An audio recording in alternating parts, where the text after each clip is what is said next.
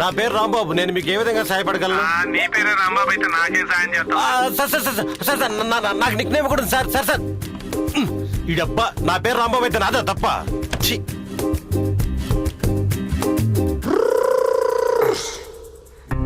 Back testing 1 2 3. నా పేరు భద్రం. మిమ్మల్ని ఆ దేవుడు చల్లగా చూడుగాక. చెప్పండి, మీ ప్రాబ్లం ఏంటండి? నా దాంట్లో డబ్బులు కట్టానండి. ఎప్పుడండి? నిన్న సాయంత్రం 4:30. నిన్న సాయంకాలం 4:30. ఒకసారండి.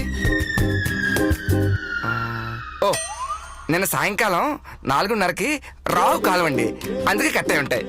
ఏమండి, ఫోన్ చేస్తే ఆటోమేటిక్గా డబ్బులు కట్ అవుతాయి కదండి? చేసినందుకు కట్ అవ్వలేదు, ఫోన్ వచ్చినందుకు కట్ అయింది. ఓహోహోహో, ఇన్కమింగ్ డబ్బులు పోయాయి. ఓకే అండి, ఇంతకీ ఎంత అమౌంట్ కట్ అయిందో చెప్తారా?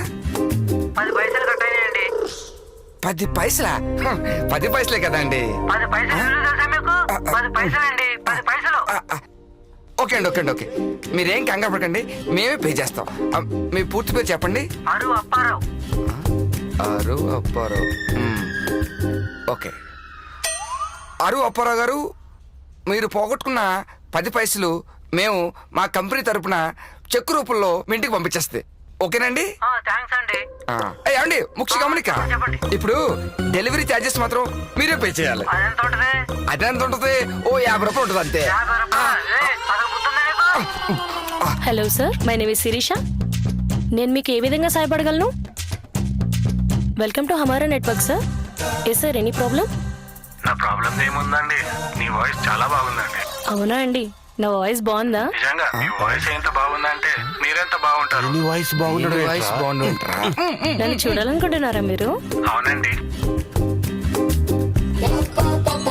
సరే అండి, కలుద్దాం.